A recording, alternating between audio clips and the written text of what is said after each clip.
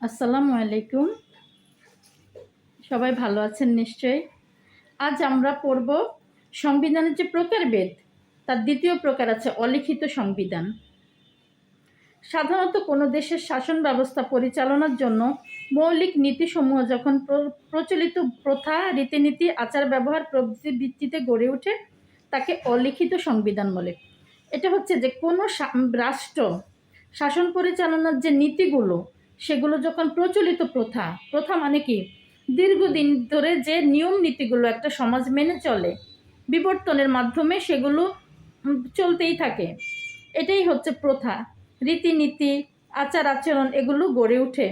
তখন সেটা কি অলিখিত প্রথা, মানে কোনো কেতাবে লিপিবদ্ধ থাকে না, কিন্তু তারা ওটা দীর্ঘদিন থেকে চলে আসছে, তারা মেনে আসছে এবং তারা সেটা মান্য করে, ভঙ্গ করে না। এটা তাদের একটা অভ্যাসেই পরিণত হয়ে যায় এবং তারা এটাকে সম্মানের সাথেই পালন করে থাকে। অর্থাৎ রাষ্ট্র পরিচালনার নিয়ম নীতিসমূহ কোনো দলিলে লিপিবদ্ধ না থেকে বরং বিভিন্ন প্রথা, লোকাচার, রীতিনীতি, আদালতের রায়, বিচার বিভাগীয় সিদ্ধান্তের মধ্যে নিহিত থাকে, তাই লিখিত সংবিধান। এটা বলছে যে এটা কোনো দলিলে লিপিবদ্ধ থাকে না, কিন্তু এখানে আদালতের রায় বা বিচার বিভাগের সিদ্ধান্তের মধ্যে নিহিত থাকে যে এটা পালন করতে হবে। কাগজে কলমে লিখিত না হইলেও এটা লিখিত সংবিধানের মতোই সরকার এগুলো নিয়ন্ত্রণ করে, কারণ এগুলো এতটা সম্মানের সাথে পালন করা হয়। এই অলিখিত সংবিধানটা আছে ব্রিটেনে, তারা এতটাই রক্ষণশীল যে তারা এই আইন ভঙ্গ করে না, এটা মেনে চলে। আর যদি কেউ ভঙ্গ করে তাহলে এই জন্য তাকে তিরস্কার পেতে হয় এবং সরকারও এটার প্রতি দৃষ্টি রাখে যে এটা মান্য হচ্ছে কিনা। অধ্যাপক ফাইনার বলেন, যেখানে আইন প্রণেতারা সংবিধানকে আনুষ্ঠানিকভাবে ঘোষণা করেনি এবং এর ফলে সাংবিধানিক আইনকে মান্য অন্য প্রকার আইন থেকে পৃথক করা যায় না, তাকে অলিখিত সংবিধান বলে।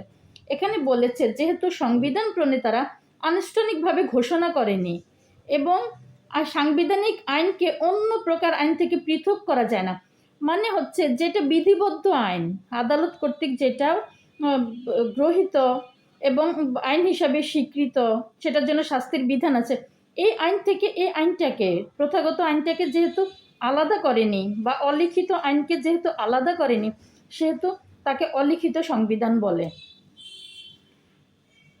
ঐতিহাসিক ক্রমবিকাশের ভিত্তিতে অলিখিত সংবিধান গড়ে ওঠে। ক্রমবিকাশ পর্যায়ক্রমে এটা অতীতকাল থেকে এটা হয়ে আসছে, এই নিয়মগুলো তারা মেনে আসছে। এভাবে সংবিধানের একমাত্র প্রচলিত উদাহরণ হচ্ছে গ্রেট ব্রিটেনের সংবিধান, যেটা একটু আগে বলেছি। মনীষী আইভর জেনিংস বলেন, সংবিধান বলতে যদি লিখিত দলিলকে না বুঝিয়ে কোনো সংস্থাকে বোঝানো হয়, তবে বলতে হবে ব্রিটিশ সংবিধানের উদ্ভব আপোষে হয়েছে, কোনো দলিলে নয়।